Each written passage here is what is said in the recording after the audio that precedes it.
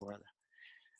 Donc, je répète, donc la deuxième partie du cours, vous allez travailler en équipe pour faire l'analyse du problème. Donc, normalement, votre planification de projet devrait être pas mal terminée puisqu'elle est à remettre aujourd'hui. Donc, vous allez attaquer l'analyse du problème et puis pour en venir à faire une maison de la qualité. Donc, je suis certain que plusieurs équipes aujourd'hui vont se rendre à, à l'élaboration, au début de l'élaboration de la maison de la qualité. Donc, avant que je commence mon exposé, puis pendant que les retardataires se connectent, est-ce qu'il y aurait des questions, des commentaires sur le cours ou les laboratoires?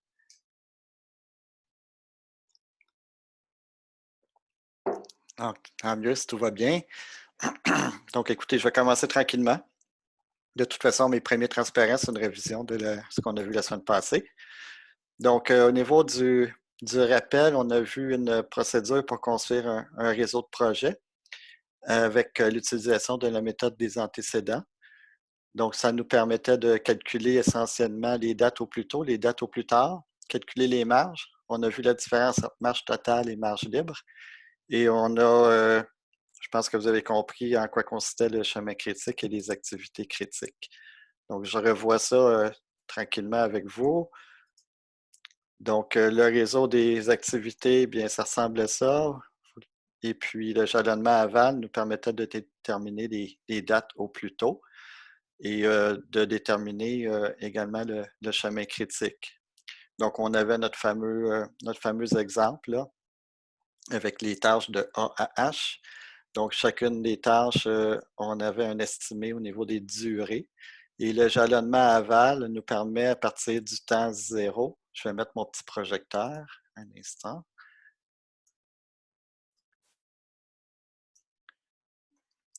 Donc, le jalonnement aval nous permet à partir du temps zéro pour la première activité d'en venir à estimer en ajoutant les durées à chaque activité et en transposant les dates de début hâtif pour calculer les dates de fin hâtive, nous permet d'obtenir la durée euh, du projet, donc dans notre exemple, 235 jours. Le jalonnement amont bien, nous permettait, en partant de la dernière activité, de revenir à la première activité, donc l'activité A, et d'identifier les dates au plus tard. Donc, le jalonnement aval nous a permis de déterminer que le projet se terminait en 235 jours au plus tôt.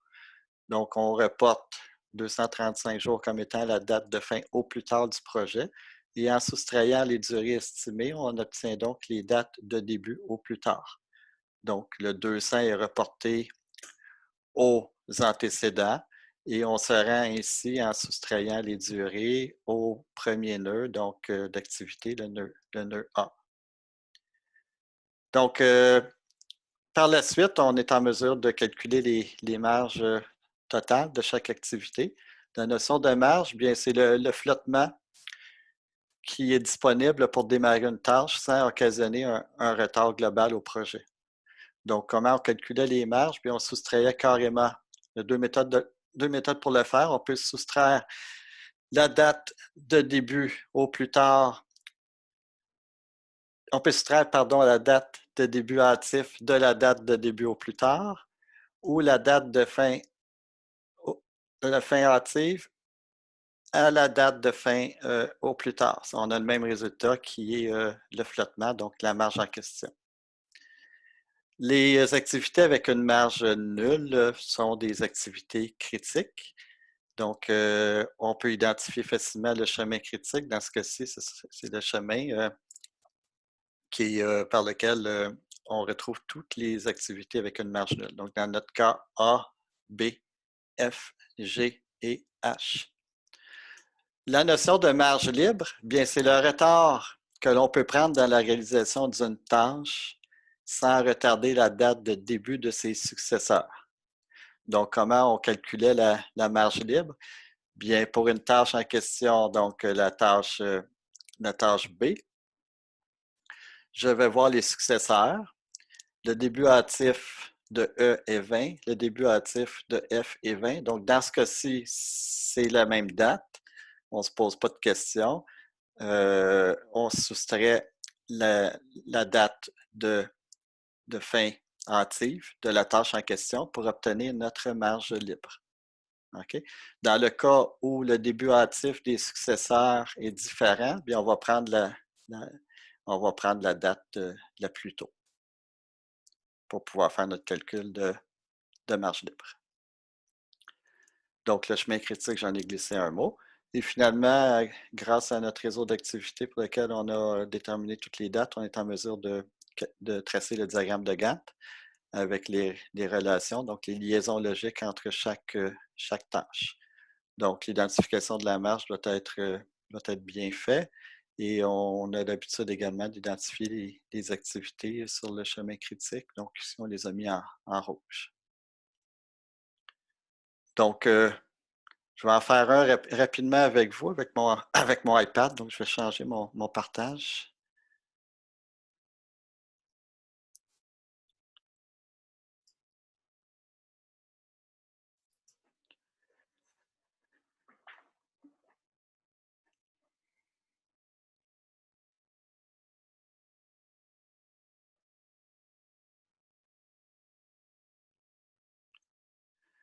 Donc, je refais le processus.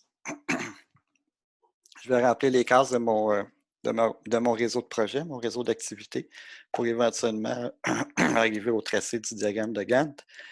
Donc, on commence par, on a les durées estimées pour chacune des tâches, donc on commence au temps 0 et avec le jalonnement aval, on est en mesure de déterminer nos dates de début hâtif et fin hâtif. Donc, fin hâtif pour A devient le début hâtif pour les successeurs, c'est-à-dire B, C, D. Donc, on ajoute les durées estimées pour B, C et D pour obtenir les fins au plus tôt de chacune des tâches. Donc, 17, 12 et 15. Ensuite, les successeurs de B sont E et G. Donc, pour E, le début hâtif va donc être de 17. Donc, pour G, je vais attendre. Je vais aller voir avant. Il faut que je calcule, la date de fin hâtive pour F. Donc, la date de fin hâtive pour F.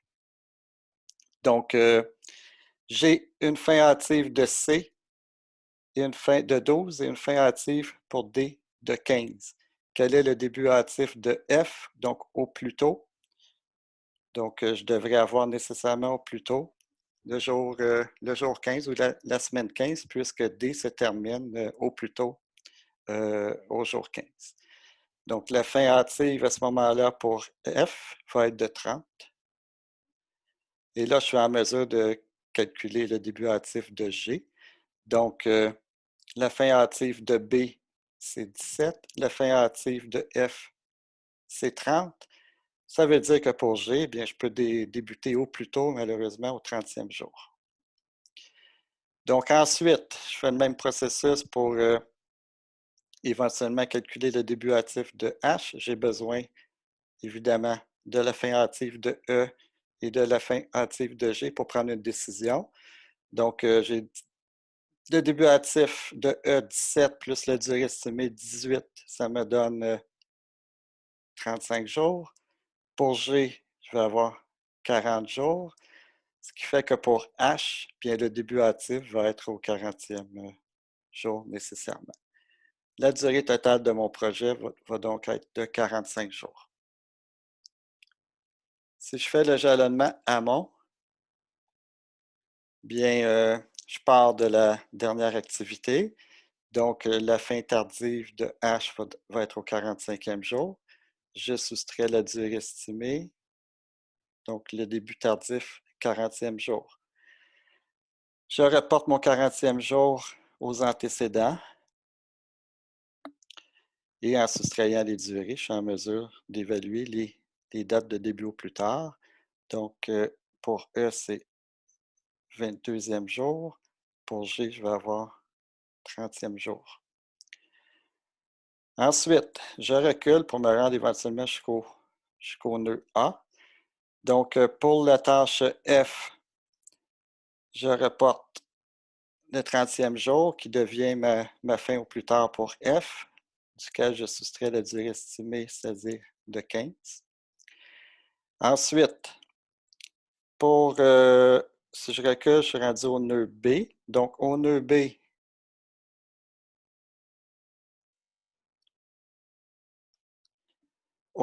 bien, je regarde les successeurs, donc j'ai le nœud E et le nœud G comme successeurs. Donc, pour le nœud E, bien, le début au plus tard est au jour 22. Et pour le nœud G, le début au plus tard est au jour 30.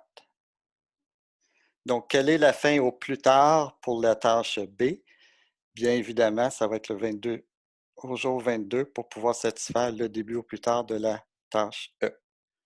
Donc, du 22, je soustrais la durée estimée de 15. Donc, je vais avoir un 7.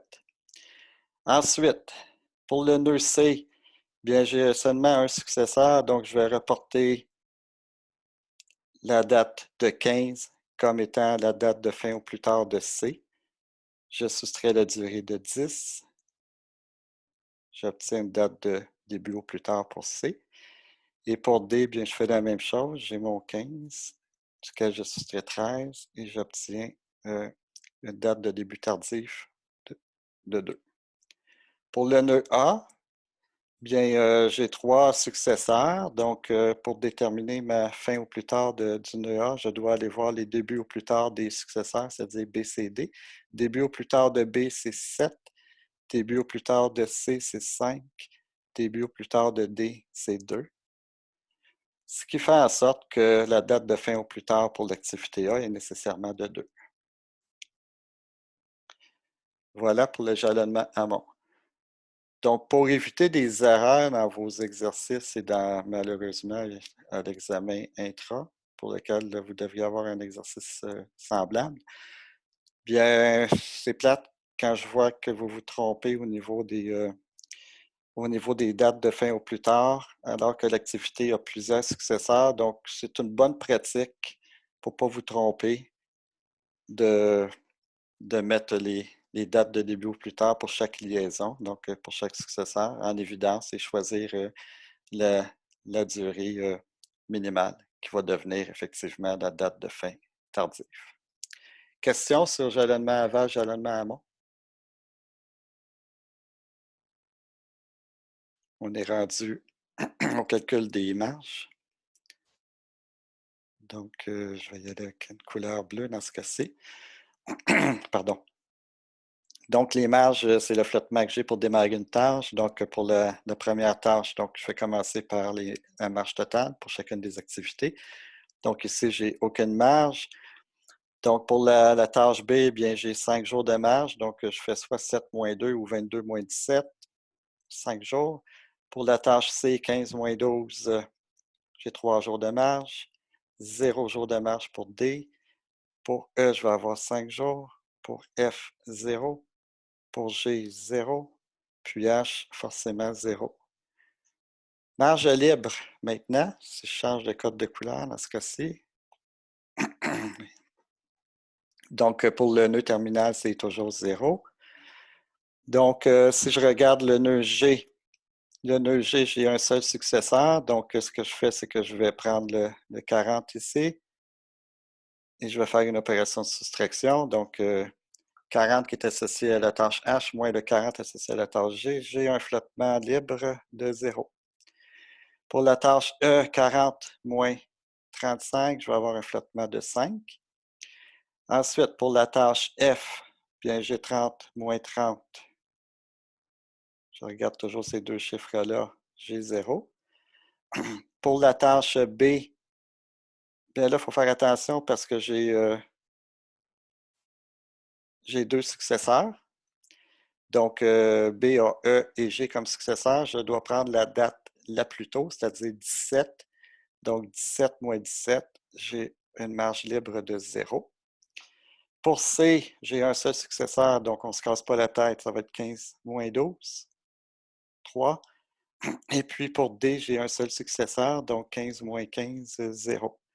Et puis la première tâche, c'est toujours une marge libre de 0. Donc, voilà pour les marges libres. Et là, je suis en mesure d'identifier mon chemin critique.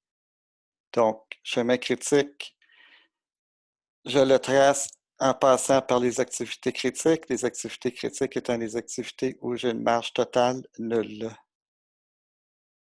Et voilà pour le chemin critique. Donc, mon chemin, pardon,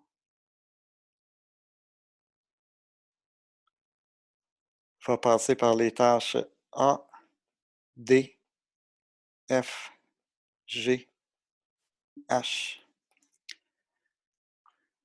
Question sur cet exercice récapitulatif? Moi, j'en aurais une. Oui. Juste récapituler, j'ai mal entendu. Le bleu pâle à droite complètement, là, c'est quoi exactement? Un instant. Donc, le bleu pâle à droite ici.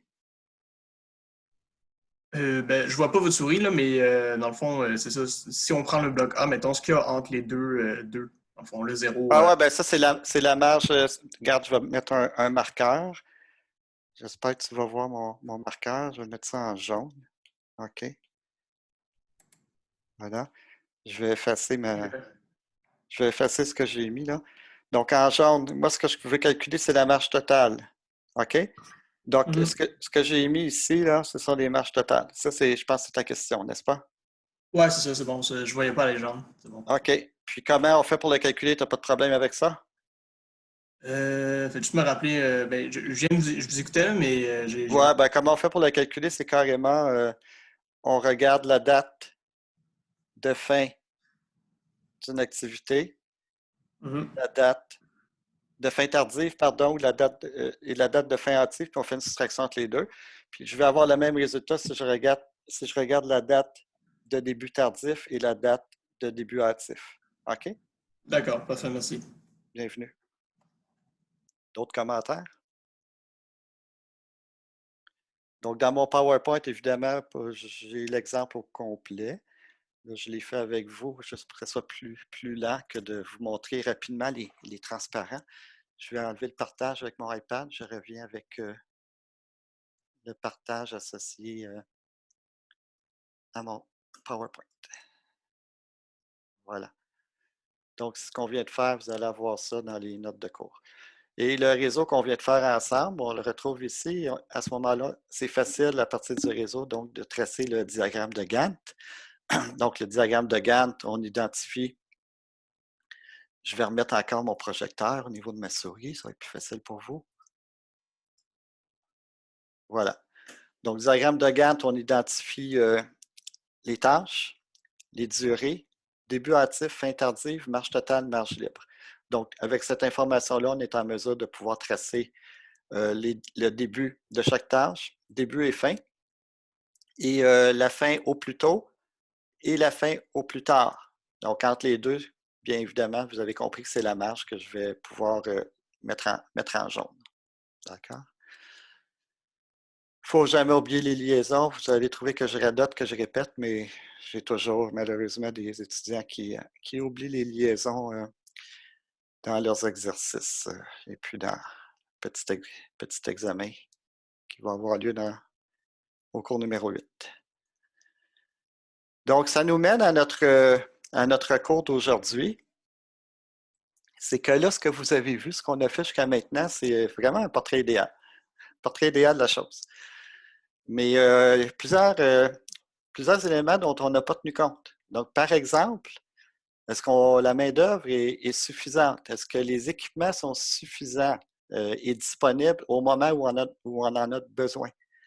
Éventuellement, si c'est insuffisant au niveau main-d'œuvre, est-ce qu'on peut faire recours à des sous-traitants? OK?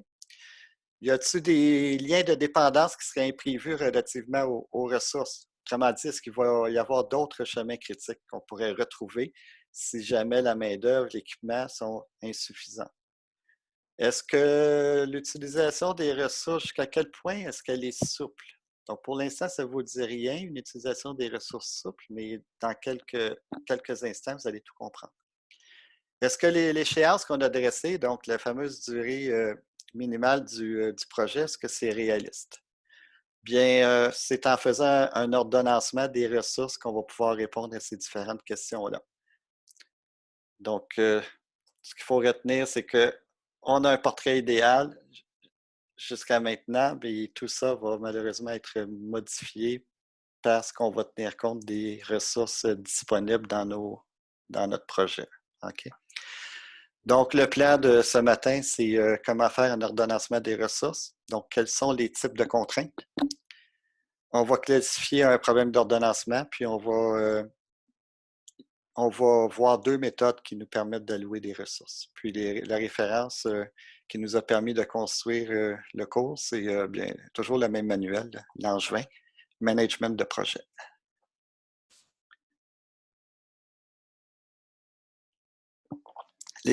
Pardon. Les contraintes dans un projet, comme j'ai mentionné, vont retarder le début des différentes activités. Donc, la marge qui va être calculée, bien, on va pouvoir l'utiliser pour éventuellement retarder certaines activités pour tenir compte des différentes contraintes.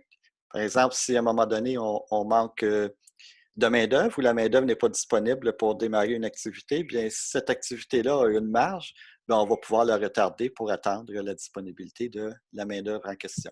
Okay? Donc, on va pouvoir consommer, utiliser les marges pour régler nos problèmes de manque d'équipement ou de main-d'œuvre, par exemple. Il y a trois types de contraintes qu'il va falloir considérer dans nos problèmes d'ordonnancement. Donc, les contraintes techniques ou les contraintes logiques, si vous préférez, les contraintes physiques, puis les contraintes en matière de ressources. Donc, si je détaille un peu, bien, les contraintes techniques, c'est quoi? C'est ce que vous connaissez, c'est les liens, donc les précédences entre les activités. C'est nos fameuses liaisons qu'on va retrouver dans nos réseaux et dans nos diagrammes de Gantt. Donc, une activité doit débuter seulement si ses antécédents sont terminés. Okay?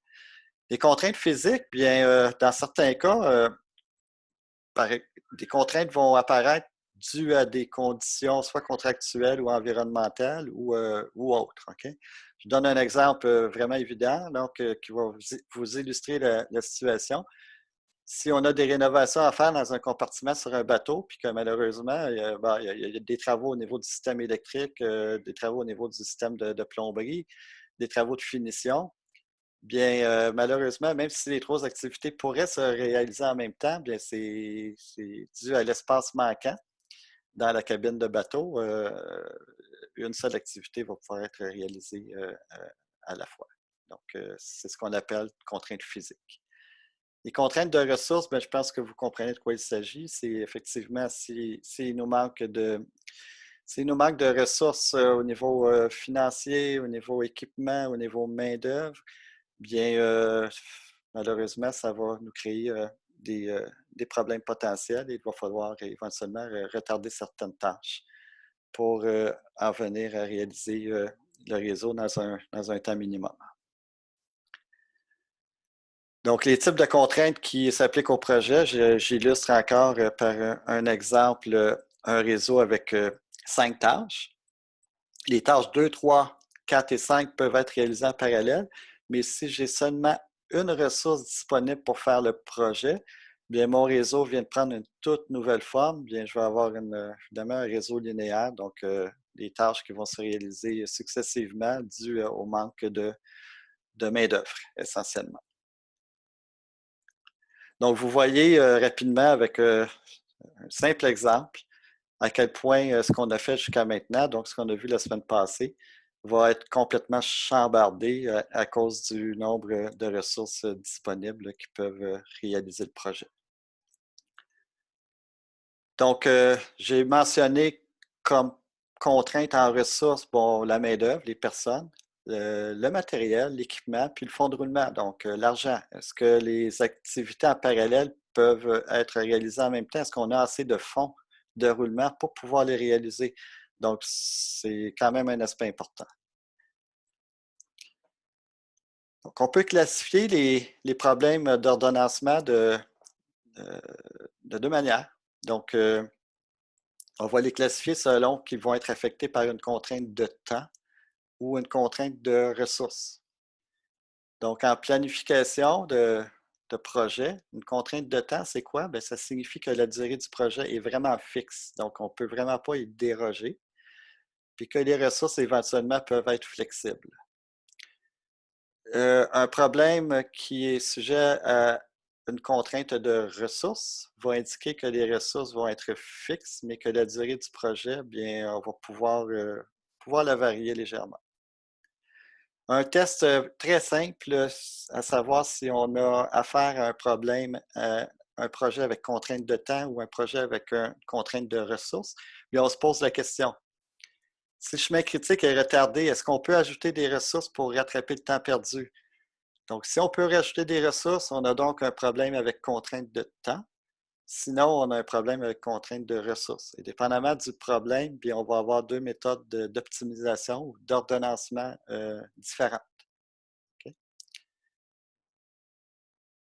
Donc, un problème avec contrainte de temps, je répète, va supposer s'il le faut, on peut ajouter des ressources pour terminer le projet. Par exemple, l'utilisation des ressources ne devrait pas dépasser vraiment ce qui est vraiment nécessaire. Il ne faut pas abuser. Évidemment, question coût, forcément. Un problème de contrainte de ressources va supposer que les ressources ne peuvent pas être dépassées. Donc, on est limité au niveau des ressources. À ce moment-là, on va faire un compromis. Il va falloir retarder le projet. Puis ça va être jugé acceptable. Et on va le retarder, évidemment, le moins possible. Donc, si on en vient aux méthodes maintenant pour faire de l'optimisation, donc, j'ai mentionné que les méthodes étaient différentes selon qu'on a un problème avec contrainte de temps ou contrainte de ressources. Donc, si on a un problème avec contrainte de temps, la méthode d'optimisation va s'appeler le nivellement ou le lissage des ressources. Donc, on a des ressources suffisantes. Ce qu'on va vouloir faire, c'est les répartir dans le temps pour essayer d'aplanir la demande des ressources et puis ainsi diminuer le coût global du projet. Okay? Donc, on veut mieux utiliser les ressources essentiellement. Si on a un problème de contrainte de ressources, bien à ce moment-là, il va falloir planifier l'utilisation de nos ressources. Et pour démarrer une activité, si jamais les ressources ne suffisent pas, bien, on n'aura pas le choix de repousser les débuts au plus tard, puis malheureusement d'augmenter la durée du projet. Okay? Et selon l'auteur de notre livre de référence, il mentionne qu'une étude sur environ 50 projets fait état que 38% de ces projets, malheureusement, ont subi des retards dans la durée lorsqu'on a procédé à l'ordonnancement des ressources. Donc, c'est vraiment un problème très, très, très important. Donc, on va regarder le premier cas. Donc, le cas avec contrainte de temps. Donc, à ce moment-là, la planification va devoir porter sur l'utilisation des ressources. On veut optimiser l'utilisation des ressources, donc on va faire du nivellement. Donc, les techniques de nivellement des ressources vont avoir pour but de retarder les activités non critiques, donc celles avec une marge. Et puis, ça va éventuellement nous permettre de réduire le niveau maximal de la demande de ressources. Donc, on va voir un exemple très simple qui va vous illustrer la situation. Donc, l'objectif du nivellement, c'est donc réduire le niveau maximal de la demande en ressources. Également, réduire la quantité de ressources utilisées pendant la durée du projet. Puis, éventuellement, réduire au maximum les fluctuations de la demande de la ressource. Tout ça nous mène évidemment à une diminution du coût global du projet. Un exemple simple qui va vous illustrer très, très bien la situation. Donc, on veut faire la construction d'un jardin botanique. Donc, on a identifié 7 tâches: conception, tracé, élaboration des allées, système d'éclairage, irrigation, élaboration des clôtures et des murs, puis finalement la plantation des végétaux, avec des liens d'antécédence qui nous ont menés au réseau que vous voyez en haut à droite de ma page. Les durées sont indiquées dans le réseau. Et ce qu'on a rajouté là, dans ce cas-ci, c'est on a enrichi notre réseau avec le nombre de ressources requises pour réaliser chaque activité. Donc, on a mis le nombre de ressources requises pour chaque activité dans la case centrale des boîtes. Et ici, PR, ben, c'est l'abréviation pour pelle rétrocaveuse. Donc, essentiellement, pour chacune des activités, on a besoin d'un certain nombre de pelles rétrocaveuses pour les réaliser. Donc, si on regarde notre diagramme de Gantt, auquel on rajoute le nombre de ressources requises pour réaliser les activités. Donc, on peut en venir à faire un bilan de ce qui est demandé en termes de ressources pour réaliser le projet. OK? Donc, dans l'ordonnée de mon graphe en bas, vous avez le nombre de pelles rétrocaveuses requises. Et on voit très, très bien que ce nombre de pelles va varier dans le temps. Donc, on va passer à 4 pelles pendant 6 semaines. Ensuite, on va diminuer à une demande de 1 pelle encore pendant 6 semaines. Et on remonte à une demande de 3 pelles pendant 8 semaines. OK? Donc, c'est vraiment pas optimal. Vous êtes d'accord avec moi? Donc, le nivellement des ressources va consister à utiliser les marges qu'on a à notre disposition pour pouvoir niveler, donc aplanir la demande en nombre de pelles rétrocaveuses dans le projet. Donc ici, j'ai 2 tâches que je peux retarder. Donc, qu'est-ce qu'on ferait de plus judicieux pour avoir une optimisation dans l'utilisation des pelles? Bien, je pourrais retarder la tâche numéro 5. Donc, à ce moment-là, je la retarderais pour avoir une demande des semaines 4 à 10 de 3 pelles. Ensuite, les semaines 10 à 16, j'aurais une demande de 2 pelles, étant donné que je retarderais la tâche numéro 5. OK? Donc, j'aurais 2 pelles, 3 pelles, 2 pelles, 3 pelles. Ouais, c'est une solution possible. Est-ce que c'est la meilleure? Je ne sais pas. Si je retarde la tâche numéro 6, puis je m'en viens la faire en même temps que la tâche numéro 4, donc ici, j'aurais une demande de 2 pelles, 2 pelles. Celle-ci étant retardée, j'aurais une demande de 3 pelles et de 3 pelles. Donc, c'est pertinemment la meilleure approche entre les deux solutions potentielles parce qu'on a vraiment un nivellement optimal dans la demande au niveau des pelles. Donc, on commence le projet avec 2 pelles et puis on le termine ensuite avec 3 pelles.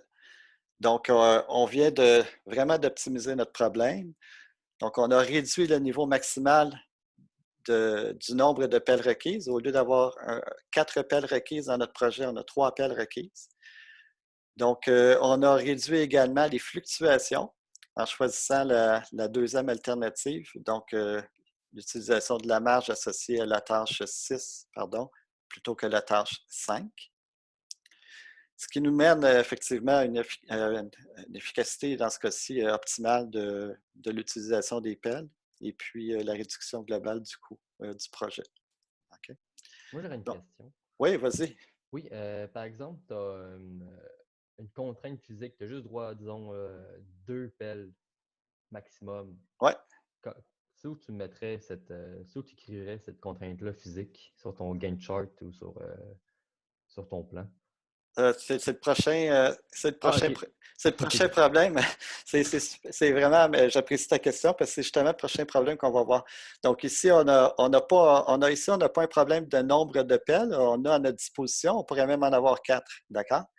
Mais tout ce qu'on veut faire ici, c'est s'assurer que notre projet coûte le moins cher possible. OK? Donc, on a un projet avec contrainte de temps. Donc, on veut le terminer en 24 semaines, puis de manière à ce qu'il coûte le moins cher possible en diminuant éventuellement le nombre de pelles et en nivelant le nombre de pelles tout le long du projet. D'accord? Notre prochain problème, c'est justement le problème de contrainte de ressources. Si j'impose, comme tu mentionnes, 2 pelles rétrocaveuses, j'ai seulement 2 pelles à ma disposition, ben on va voir à ce moment-là que malheureusement, la durée du projet, ce serait impossible de le faire en 24 semaines. OK? Donc, ça nous présente bien la différence entre les deux types de problèmes. Donc, comme remarque ici, vous comprenez très bien que, étant donné que j'ai utilisé ma marge pour la tâche 6, bien, j'ai moins de souplesse dans mon réseau. Hein. Je n'ai plus de marge pour la tâche 6, j'ai uniquement une marge ici disponible pour la tâche 5. Donc, on vient de perdre une souplesse dans le réseau, ce qui fait en sorte qu'il faut faire attention lorsqu'on fait du nivellement. Il ne faut pas abuser. OK? Donc, il faut y aller avec précaution. Il y a des logiciels qui existent qui nous permettent de faire le nivellement de ressources. Les solutions manuelles ben, sont très difficilement réalisables, même pour des petits projets. Okay. Et les logiciels, ce qu'ils permettent de faire, c'est vous donner, faire des simulations, donc générer différentes solutions potentielles. Et puis, évidemment, à ce moment-là, le chef de projet va pouvoir choisir la meilleure des solutions en question pour diminuer le risque de tout retard, puis également au niveau économique pour avoir un projet le plus économique possible. Le cas 2, ça rejoint la question qui vient d'être posée. C'est le projet avec contrainte de ressources. Donc, lorsque le nombre d'employés ou la quantité d'équipements ne peuvent pas répondre au niveau maximal de la demande, donc dans notre cas, si on était limité à 2 pelles rétrocaveuses, par exemple, puis que c'est impossible d'en avoir d'autres, il n'y en a pas de disponible au moment où on réalise le projet, bien, il y a des compromis à faire. Donc, il va falloir dresser une liste de priorités dans l'utilisation des ressources, puis affecter justement les ressources aux bonnes tâches de manière à réduire au maximum les retards sans dépasser évidemment les ressources qui sont disponibles, ni modifier évidemment les liaisons logiques dans le réseau. Donc ça, là, les flèches qui relient les tâches, donc toutes les relations d'antécédence, ça c'est couler dans le béton, on prenait ça pour acquis, on ne peut pas évidemment jouer avec ça. C'est clair. Et le problème d'optimisation de projets avec contrainte de ressources, bien, en réalité, il est super complexe. Il y a des milliers de solutions réalisables, même pour des petits projets. Puis, bien, écoutez, il y a peut-être des solutions mathématiques optimales, mais seulement pour des projets relativement simples, donc des petits réseaux avec un nombre limité de types de ressources. Ce qui fait en sorte que ça vous introduit la notion de méthode empirique heuristique. Et c'est le seul moyen qu'on a à notre disposition pour régler le problème, tenter d'avoir une bonne solution au problème de projet avec contrainte de ressources. Donc, c'est quoi une méthode empirique ou une méthode heuristique? Bien, en réalité, c'est une recette qui a fait ses preuves. Donc, ces méthodes-là permettent d'obtenir un bon ordonnancement, mais sans qu'on soit certain que ce soit le meilleur. Okay? On ne peut pas le savoir. La méthode optimale, on n'est pas en mesure de la calculer. C'est un problème trop complexe. Donc, à ce moment-là, on prend une recette qui a fait ses preuves. Puis la recette qui a fait ses preuves, bien, c'est une des recettes qui a fait ses preuves, c'est la méthode parallèle.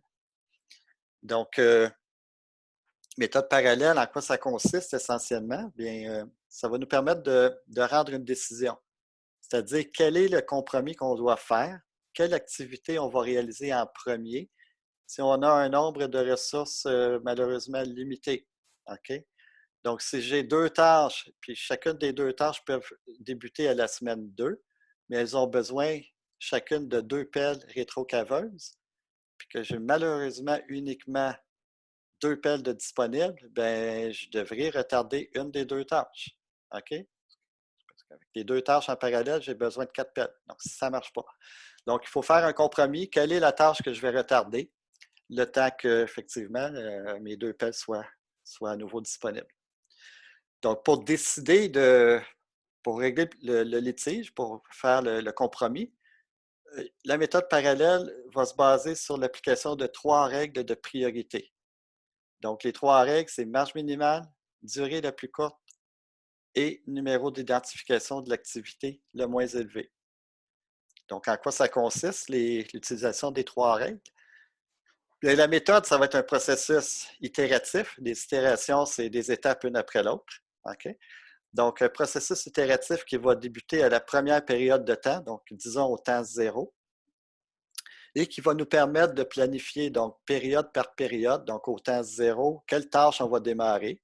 Est-ce qu'on a assez, premièrement, quelle tâche on pourrait démarrer? Et pour démarrer ces tâches-là, est-ce qu'on a assez de ressources pour pouvoir les démarrer toutes en parallèle?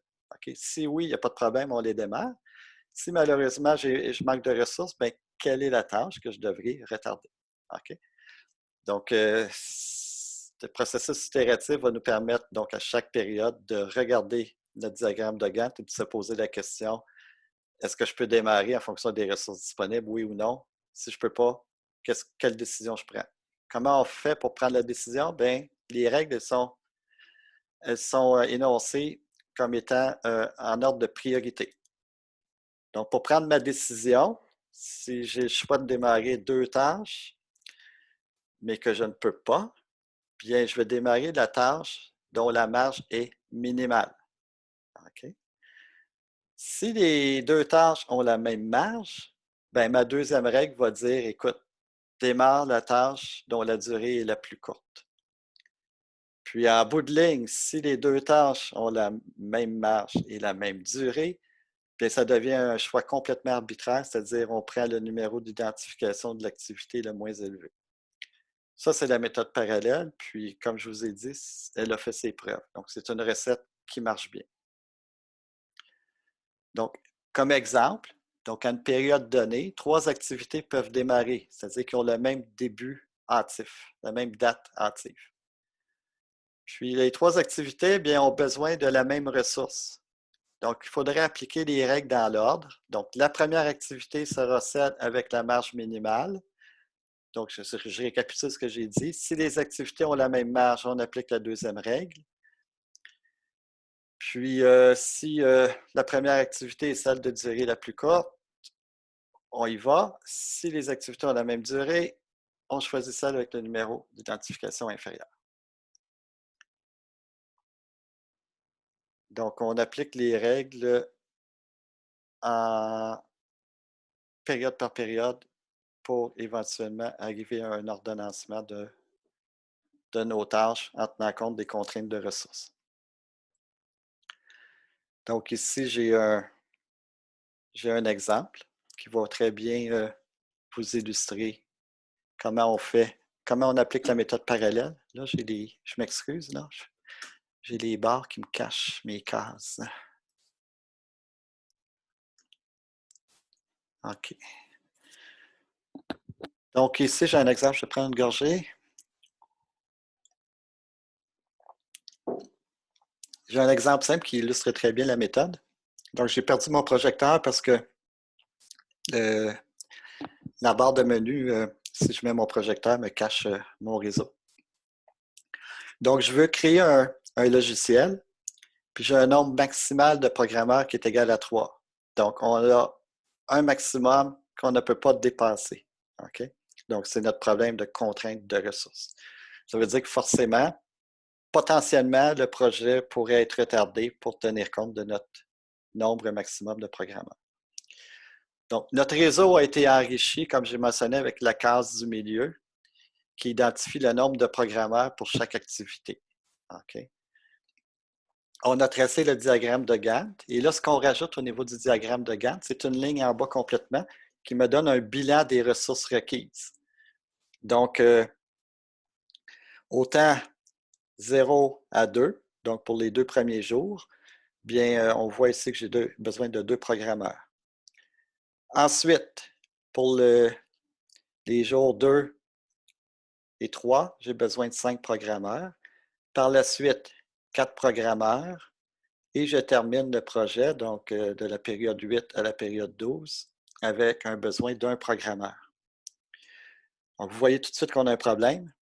Pour démarrer les tâches 2, 3 et 4, elles veulent être démarrées évidemment en même temps, c'est-à-dire à la période, donc le jour 2, le jour 2 à 3, le troisième jour plutôt. On a un 5 programmeurs, il va falloir faire un choix. Donc, si j'applique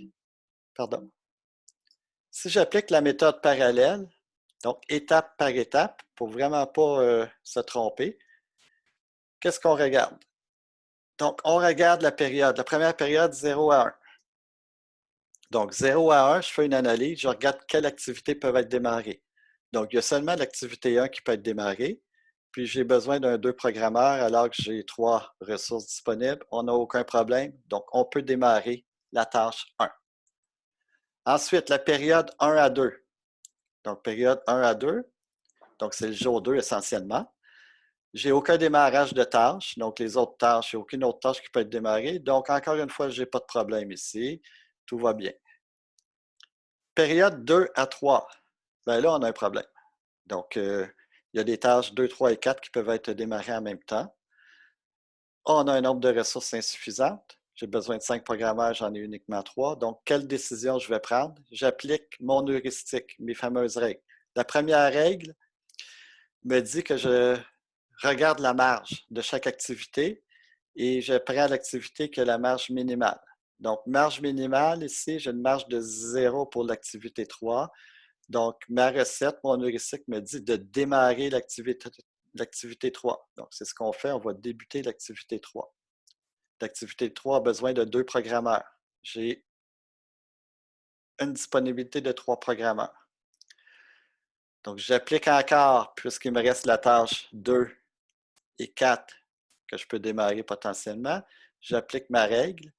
L'activité 2 a la marge minimum, mais elle requiert 2 programmeurs, donc ça ne marche pas. À ce moment-là, on va retarder l'activité 2, comme ceci.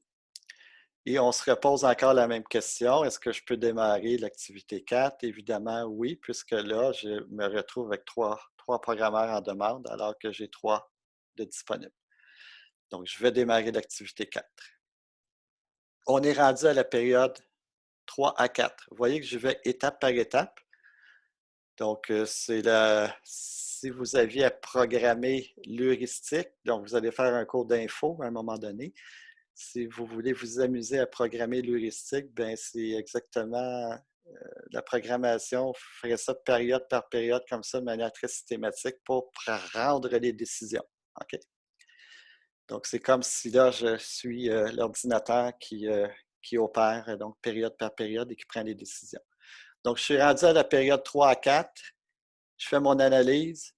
L'activité 2 peut débuter, mais malheureusement, j'ai un conflit de ressources. Je ne pourrai pas débuter l'activité 2. Donc, qu'est-ce que je fais? Bien, je dois retarder mon activité 2. Et quand je retarde une activité, regardez ce qui se passe au niveau de mes dates de début hâtif et de ma marge. Bien, je dois les mettre à jour, n'est-ce pas? Donc, j'avais une marge de 1, bien, elle vient de fondre puisque je viens de l'utiliser. Donc, je n'ai plus aucune marge pour la tâche 2. Ensuite, période 4 à 5, je continue le même exercice. Je pourrais débuter l'activité 2, mais j'ai un conflit de ressources. Je dois retarder l'activité 2 et je mets mon tableau encore, je le mets à jour. On voit une marge négative. On ne la laisse pas à 0, on la met négative. Donc, vous allez comprendre pourquoi tout à l'heure. Et les liens, les fameuses liaisons logiques, il faut en tenir compte lorsqu'on déplace une tâche. Comme ici, j'ai retardé la tâche 2, je l'ai poussée. Mais le successeur de la tâche 2, c'est la tâche 7. Donc, forcément, en poussant la tâche 2, ici, je vais bousculer ma tâche numéro 7 et celle-ci va donc perdre un élément au niveau de la marge. On va obtenir une marge totale de moins 1 ici aussi. Puis le début hâtif va également être forcément retardé. On est rendu à la période 5-6, même exercice, j'ai encore le même problème, 4 ressources, je devrais retarder. En retardant la tâche 2, je mets mon tableau à jour. La tâche 7 est bousculée, je mets mon tableau à jour. Je m'en viens à la période 6-7. Donc, la période 6-7, j'ai 3 tâches qui peuvent être débutées. Donc, la tâche 2, tâche 5 et la tâche 6. Donc, j'applique mon heuristique, mes fameuses règles. La première règle, c'est la marge minimum. Voilà pourquoi je dois garder je dois soustraire de ma marge. À chaque fois que je retarde une tâche, je dois soustraire le nombre de jours de retard, même si je vais dans le négatif, puisque mon heuristique, puisque ma règle a besoin de regarder la valeur de marge. Donc ici, je suis à -2 et forcément, bien, la tâche 2, il est vraiment temps de la démarrer. Donc, elle a la marge minimum si je la compare avec la tâche 5 et la tâche 6. Donc, on va débuter la tâche 2.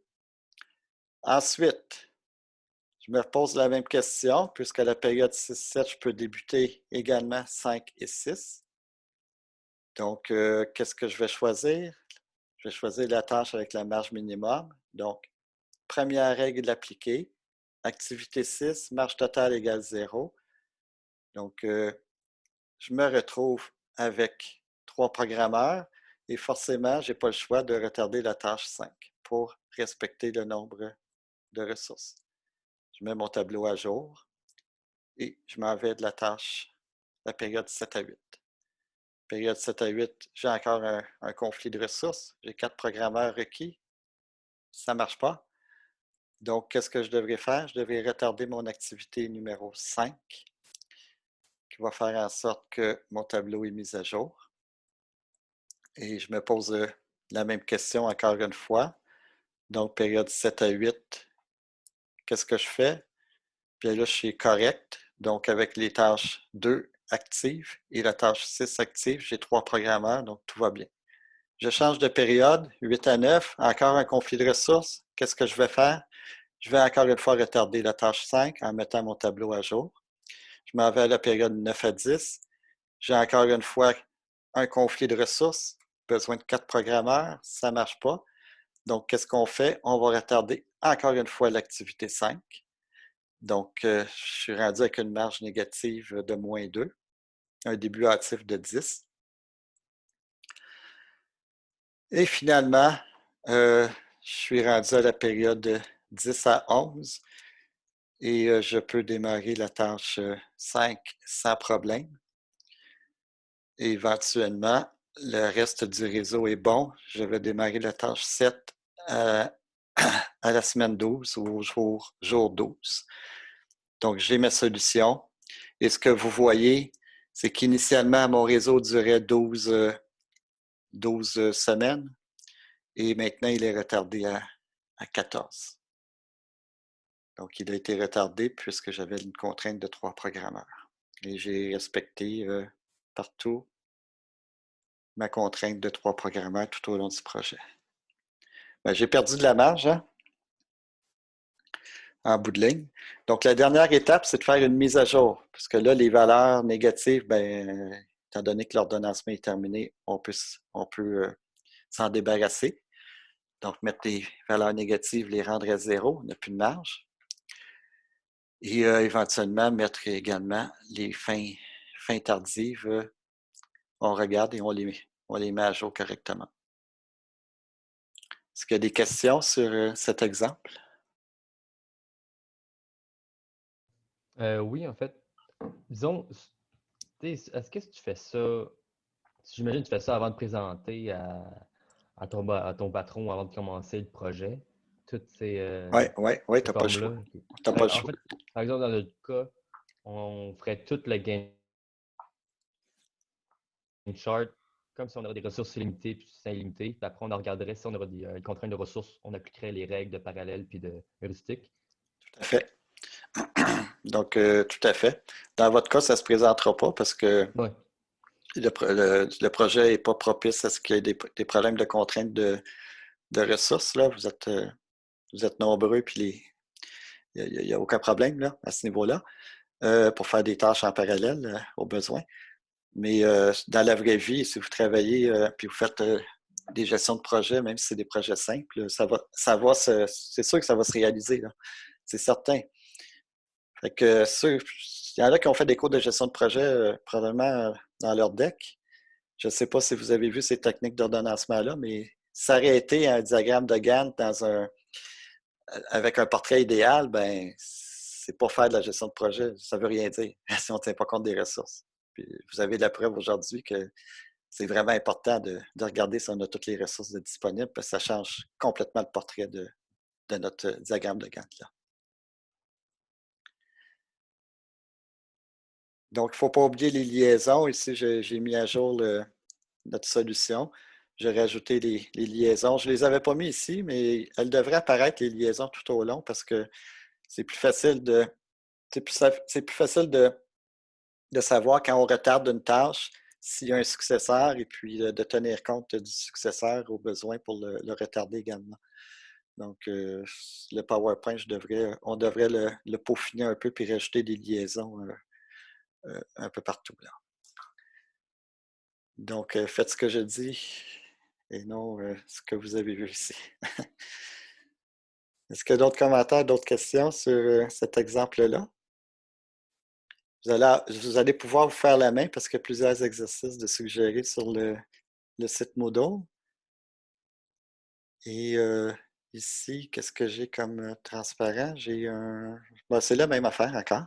Ce que je mentionne ici, la différence, là, j'ai appliqué l'approche d'une manière visuelle pour que vous saisissiez bien, pour que vous compreniez bien.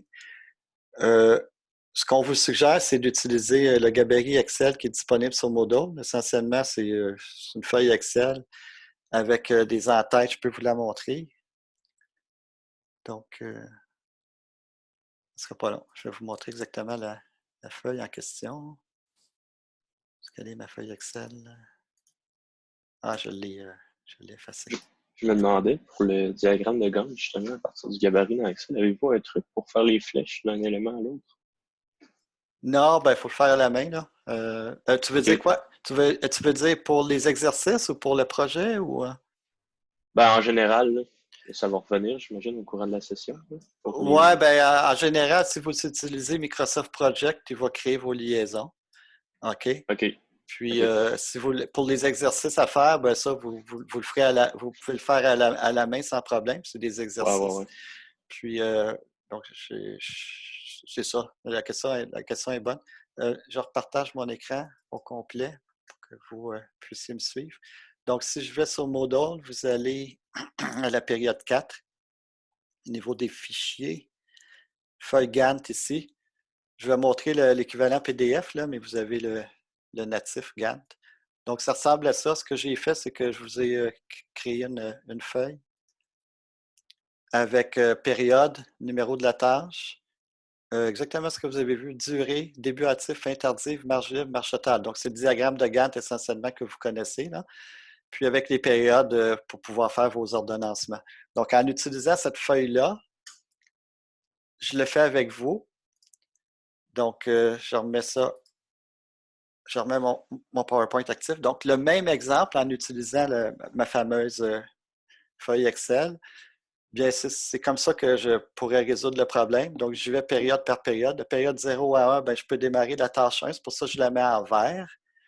Ensuite, la période de 1 à 2, il n'y a aucune tâche que je peux démarrer. C'est correct. Période de 2 à 3, bien, selon l'heuristique, je choisis de démarrer la tâche 3, donc marge minimum. Je la mets en vert puisque je la démarre. Je pourrais également éventuellement démarrer la tâche 2, mais malheureusement, j'ai un conflit de ressources. Donc, je mets le commentaire ici. Mon choix serait le 2, mais j'ai un conflit. J'ai un nombre de ressources égal à 4. Donc, je retarde la tâche 2. Je mets un X. Ma marge diminue. Ensuite, ben, je peux démarrer la tâche 4. Donc, je la mets en vert. Éventuellement, de la période 3 à 4, je peux encore démarrer la tâche 2. Donc, mais est-ce que je peux vraiment la démarrer? Pas vraiment, puisque j'ai un conflit de ressources qui est égal à 4. Donc, je devrais retarder de 2 jours. Donc, ici, je vais un peu plus vite que dans mon exemple tout à l'heure. Je retarde carrément la tâche tout de suite de 2 jours. Donc, on voit un retard total pour la tâche numéro 2 de 4 jours essentiellement. OK? Donc, il y a un effet sur la tâche numéro 7, parce que là, j'ai bien identifié mes liaisons. On voit que la tâche 2 a comme successeur la tâche 7. Donc, si je retarde la tâche 2, ben, le successeur 7 va être retardé de 2 jours aussi. Donc, je fais une mise à jour, donc 5, 6, puis là, je fais un bilan. Donc, pour voir clair, donc c'est ce que je décide de faire. Je fais un bilan, puis là, je suis en mesure de poursuivre mon heuristique en acceptant les tâches, en les mettant en vert. Et puis, éventuellement, j'ai la solution finale que je peux tracer. Et dans ma solution finale, à la fin complètement, bien, on met à jour les marges, comme j'ai mentionné. Donc, les marges négatives vont devenir nulles. Mais il faut quand même regarder ce qui se passe. C'est que pour la tâche numéro 4, ici, j'ai accepté la tâche, puis je me retrouve avec une marge de 6. Vous voyez que ma solution, la tâche numéro 4, je n'ai pas mis 6 comme marge. Donc, j'ai fait une mise à jour. Puisque la tâche numéro 4, bien, ne peut pas être retardée de 6 jours, puisque si je la retarde de 6 jours, je vais créer un conflit de ressources. OK? Donc, tâche numéro 4 a comme successeur, si on va voir la tâche numéro 4, donc elle a comme successeur la tâche numéro 7. OK? Donc, ça, c'est correct. Mais si je la retarde, vous voyez ici ma barre jaune et le rouge. Si je la retarde, bien, je vais causer un conflit de ressources puisque j'aurai démarré la tâche 2 et 6 pour un total de 3 programmeurs. Donc, en réalité, ma fameuse marge de 6, ben, ça ne peut pas se réaliser. Donc, j'ai mis à jour la marge comme étant une marge de 2. La marge de 2, elle est réalisable pour la tâche 4. Donc, similairement, si je regarde la tâche numéro 6, donc ici, j'ai un gain de marge pour la tâche numéro 4. OK. Puis pour la tâche numéro 6, j'ai 0. Donc, ici, j'ai une perte de marge. Donc, tâche numéro 6, je ne pourrais pas la retarder, même si le successeur, même si le successeur de 6, c'est 7. OK? Successeur de 6, c'est 7, mais je ne peux pas retarder puisque je vais causer un conflit de ressources. Donc, c'est important à la fin de faire une analyse, donc de mettre nos marges à jour pour que ça fasse du sens en fonction des ressources disponibles.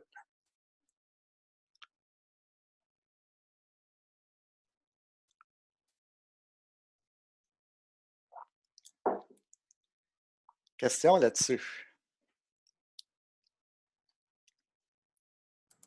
Ça va. Donc, il n'y a pas de questions? Merveilleux. C'est pas très compliqué. Ce que je vous suggère, c'est qu'on va prendre 15 minutes pour faire un exercice ensemble. Donc, voici l'exercice en question. Je vous pars de là. Vous avez le réseau qui a été tracé. Donc, j'ai tracé également le diagramme de Gantt. Donc, on voit les marges disponibles pour chaque tâche. Et le nombre maximum de ressources pour réaliser le projet, c'est 3. D'accord? Donc, je vous demande de prendre 10-15 minutes, mettons 15 minutes. Là. Ça va nous mener un petit peu avant la pause. Je vais pouvoir le corriger avec vous.